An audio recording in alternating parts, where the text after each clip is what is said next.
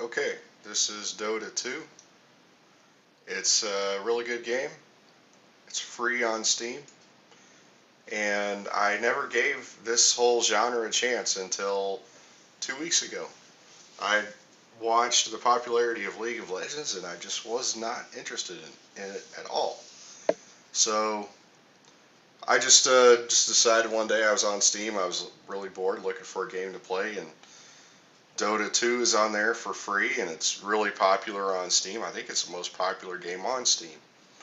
So I just decided to download it and give it a shot.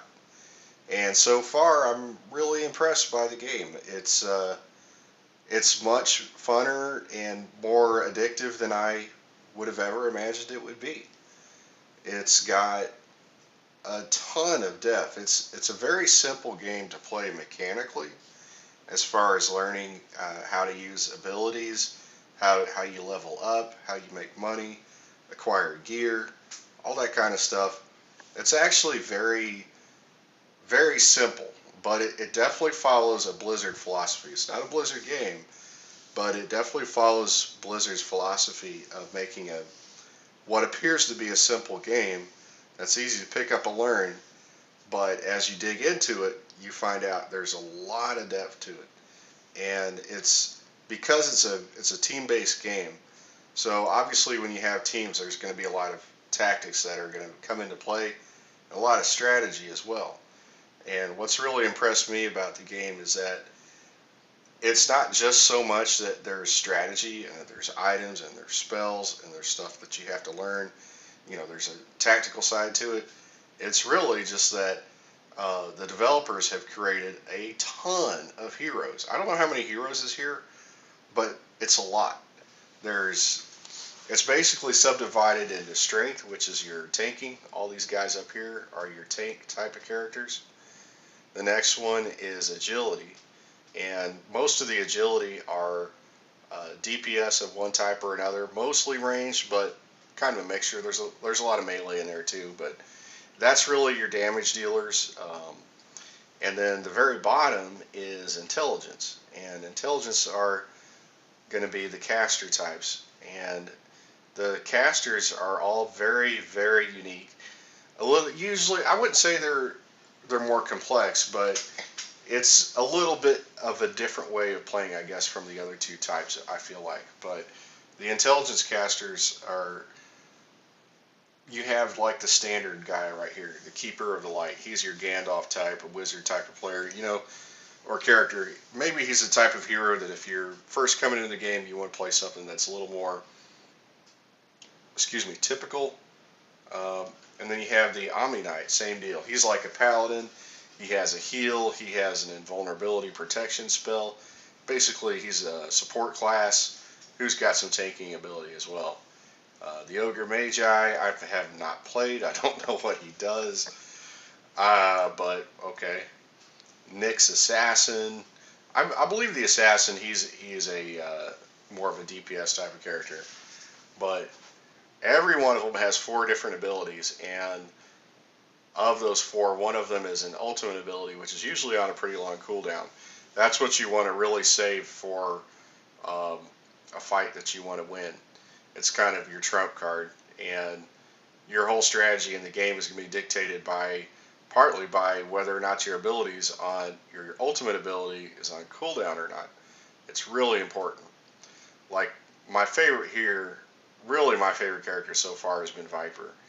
He's basically a ranged DPS class, and what's great is you can go in and you can demo each hero. You can go into the game and just try it out and learn it. And you have access, you have unlimited gold, you can buy all the gear you want, you can level up all you want, you can spawn in an enemy hero and practice on it.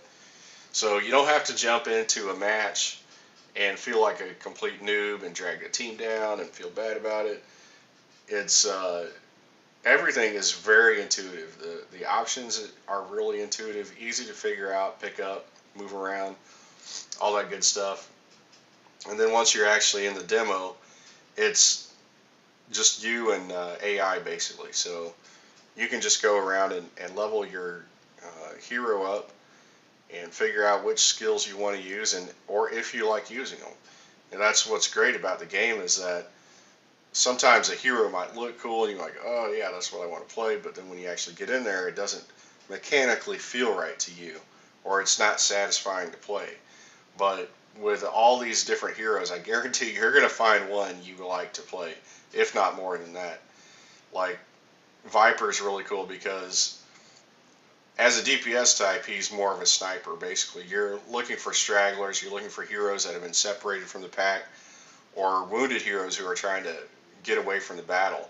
And basically your bread and butter attack is a DOT slash snare ability. And once you get it on somebody, it's, unless they have a heal coming or an escape or a fellow hero on their team to bail them out, they're usually in big trouble. So but this is just one character, so even all the range classes play a bit differently. Generally, if you're playing a range class, you know you're going to stay out of melee, but most of them do have some type of snare or stun. That's what I will say. A lot of the classes have either a snare or a stun, because movement control is hugely important in this. But you don't even have to play in multiplayer. You can play a bot match, and it's just you and all AI. So there's no pressure. There's no feel like you're letting your team down or any of that. You can learn and actually simulate how the world map plays out in game. So you pick your hero, then you have this screen right here where you can go in and you can buy like some really basic gear, and you can take a look at your map and figure out where you want to go. In Dota, you have a chance to basically claim a lane. Top lane, I'm gonna go top. So that's where I'm gonna go as soon as I spawn in. In a normal game, that's what I would do. I'm just going to show you the stuff that goes on here in town. So basically, this is your hometown right here. This is your spawn point every time you die. And those squares, the green ones are your towers, red ones are enemy towers. And basically, those are kind of like milestones. The towers obviously they shoot some type of a ranged fireball, and if you're in range of a tower and there's no other NPCs around, it's going to target you and start hitting you. And you can survive, a few hits from it at low level, but it's a big part of the strategy, because you're constantly dancing back and forth between towers. And then basically when you start a game, you're starting from scratch every time. You're level 1, you have to level your abilities, and you have to make enough money to buy gear to equip yourself. And what's cool though is you don't have to sit there and save up for a really expensive gear item. You can buy basically, let's say, the gloves of haste, the boots of speed, and there's this belt of strength. Once you buy all those items and have them in your inventory, you get an automatic upgrade. They all get combined into power treads. All the stats are combined, and you get a slightly superior net item from it. And you only have 6 inventory slots as far as equipable gear, so it's really important that the items do combine, because you can't afford to carry, you don't have room to carry a whole bunch of different weapons and items. And besides the stat improvement, the raw stats that you get on higher end items, a lot of them have a type of effect on them, and some of them can be a silence, which can shut down an enemy caster. Well, all heroes. It'll completely shut down all their abilities for 5 seconds. And as your gold ticks up, that's something that you're going to want to keep an eye on, is that you want to keep the gold that you have on you down generally. You want to keep buying the cheaper items and eventually combine them into the higher level version of the items that you're buying. So whatever makes sense for your class, whether it's agility, strength, or intelligence items, you want to buy low-end stuff first, and then you work your way up gradually to the really high-end stuff. But keep the amount of gold you're carrying down as much as you possibly can, because when you die, you get a huge, it's a pretty big gold penalty. It's usually like at this level, it's about 150 gold. It goes up to 200, 250, 300, 350 on up. So eventually, it's going to really hurt when you die gold wise because you've been saving up for something, a really good gear upgrade, and then you lose enough gold to knock you back down out of it for a while. So, oh, and this little donkey here, he's like a courier, basically like a FedEx guy. So if you're way down in the enemy base, you can call a courier and you can buy items remotely from the cash shop. Call the courier and he'll actually walk it out to you. And later on, you can upgrade the courier to where it'll fly too. So it's faster and it's less likely to be attacked by the enemy team.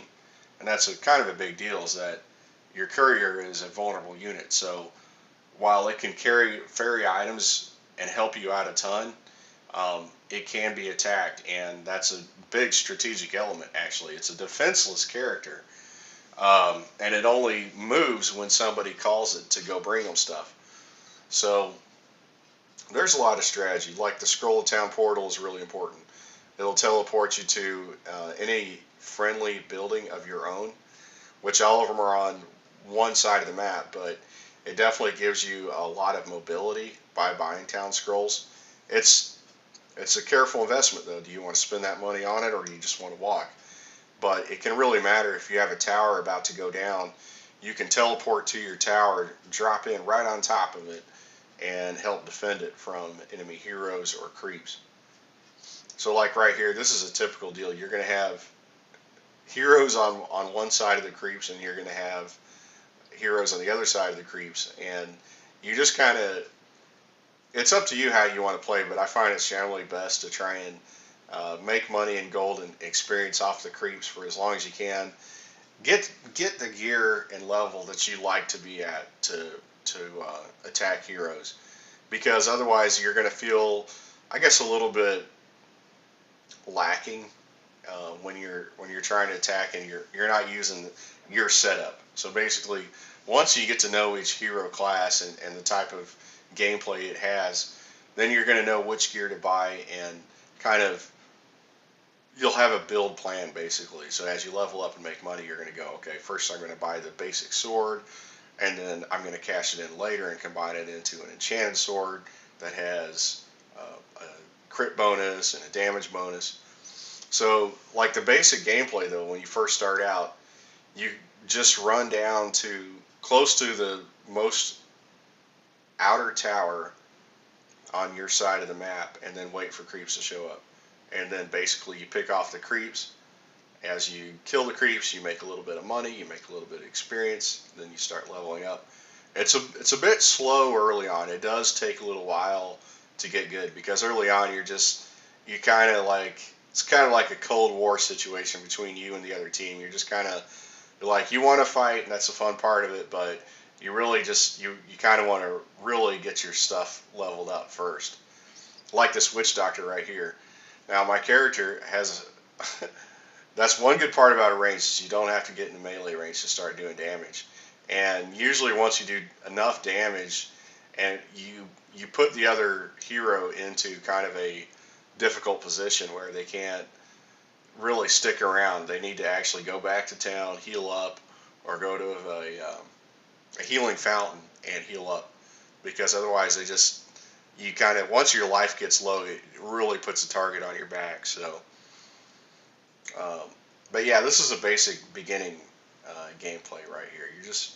It's really laid back. That's what's really deceptive about Dota 2, is it's laid back starting out. You're just kind of plinking away at NPCs. You're dancing back to your tower. You're kind of watching the other team, but it's really, you can play very aggressively early on, but it's really risky unless you've got your tactics worked out and people on your team know what you're doing.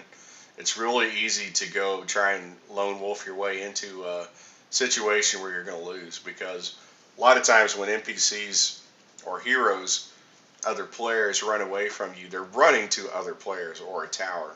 You'll know where the towers are, but you may not know if they're running back to two other teammates who are going to roast you if you get close. But I really like how it has this, all the bot features in it, because it's such a deep game and there's so much to learn to it. You don't want to get into a full-on player versus player match and, have everybody mad at you because you don't know what you're doing. And I'll be totally honest, I have not, like I said, I've only been playing it 2 weeks, but I haven't yet played in a player versus player match. I just don't want to do it yet. I mean, I know how to play now, but I'm kind of like, I know how frustrated I get, and I want to kind of make sure I have my strategies laid out, and there's no, I don't know, there's no stone unturned. Like, I haven't checked into every class and figured out how I want to play first before I actually get into player versus player.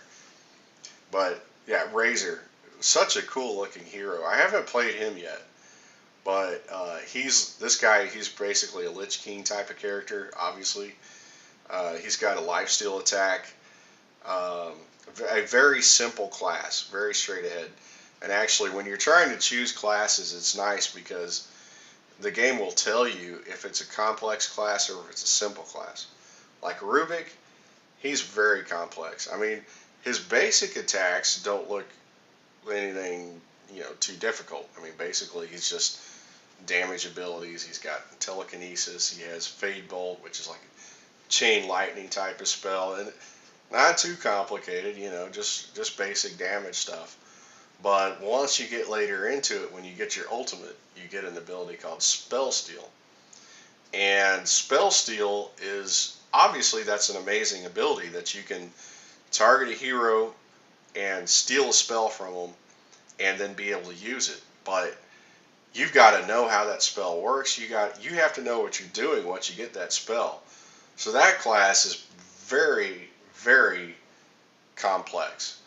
But this is how I suggest starting out. Just put the complexity down to 1 and pick one of these simpler classes, or heroes, I should say, and kind of sort of make up your own mind based off of a simple class to play, if that's what you want to play, or if you want to, once you learn your way around, try a more complex class, like especially the magic users, the intelligence heroes. Those seem to me a bit more on the complex side, especially Rubik. I mean, that's a really loopy character. To be able to steal 2 spells from heroes, that could be pretty daunting if you don't know all the heroes. But anyway, it's free to play on Steam. I can't recommend it enough. I'm pretty picky about games, and I really like Dota 2. So, thanks for watching.